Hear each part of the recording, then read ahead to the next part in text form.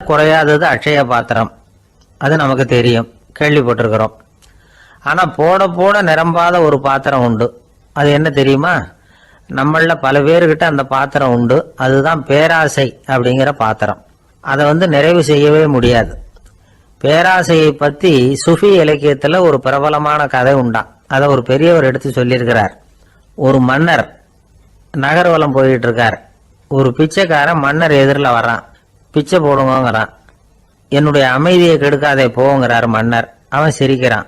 அரசே, உங்களுடைய அமைதி கிடக்கூடிய நிலையில் இருந்தா அதுக்கு பேர் அமைதியே கிடையாது அப்படின்னு ஆனா எதிரில் நிக்கிறது வெறும் பிச்சைக்காரன் இல்லை, யோகி அப்படிங்கிறத மன்னர் புரிஞ்சுக்கிட்டார். துறவியே, உங்களுக்கு என்ன வேணும்னாலும் கேளுங்க, கொடுக்குறேன்னாராம். அந்த துறவி மறுபடியும் சிரிக்கிறார். அரசே, உங்களால முடியாததையெல்லாம் கொடுக்க முடியும்னு சத்தியம் செய்யாதீங்க அப்படின்னார். மன்னருக்கு கோபம் வந்துட்டுது. என்ன இவர் இப்படி சொல்றாரு அப்படின்னு நினைச்சார். நகர் வலத்தை பாதியிலேயே நிறுத்தினார். வாங்க அரண்மனைக்குன்னார். துறவியை அழைச்சிக்கிட்டு அரண்மனைக்கு வந்துட்டார். துறவி தன்கிட்ட இருந்த பிச்சை பாத்திரத்தை நீட்டினார்.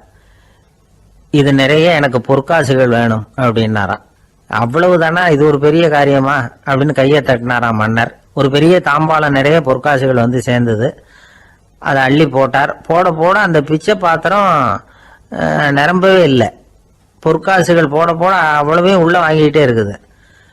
அரசாங்க கஜானாவே காலி ஆயிட்டுது. மூட்டை மூட்டையா பொற்காசுகளை கொட்டி பார்த்துட்டாங்க. அது மூங்கிக்கிட்டே இருக்குது.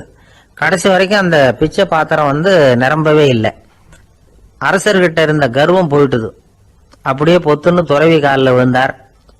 அப்போ அந்த துறவி சொன்னாராம், மன்னா, இந்த பிச்சை பாத்திரத்தை உங்களால மட்டும் இல்லை, வேற யாராலையும் நிரப்ப முடியாது.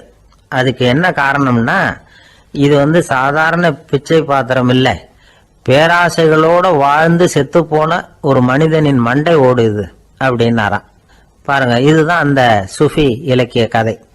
செத்த பிறகும் நிறைவு இல்லைன்னா அது எப்பேற்பட்ட பேராசையா இருக்கும்னு யோசிச்சு பார்த்துங்க. நம்மால ஒருத்தர் கல்யாணம் பண்ணிக்க பொண்ணு பார்த்துக்கிட்டு இருந்தார்.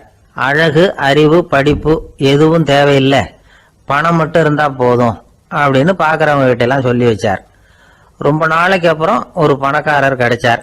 அவரு சொன்னார், இத பாருங்க, எனக்கு 20 வயசுல ஒரு மகள், அவளை நீங்க கல்யாணம் பண்ணிக்கிட்டா 2 லட்சம் பணம் கொடுப்பேன். 25 வயசுல ஒரு பொண்ணு, அவளை கல்யாணம் பண்ணிக்கிட்டா 2.5 லட்சம் தருவேன். 30 வயசுல ஒரு பொண்ணு இருக்கா, அவளை கல்யாணம் பண்ணிக்கிட்டா 3 லட்சம் தருவேன். என்ன சொல்ற அப்படின்னாராம். இவன் கொஞ்ச நேரம் யோசிச்சு பார்த்திருக்கான். அதுக்கப்புறம் மெதுவா அவரை நிமிர்ந்து பார்த்து, ஏன் சார், உங்ககிட்ட 50 வயசுல ஏதாவது பொண்ணு இருக்கா அப்படின்னு கேட்டானா.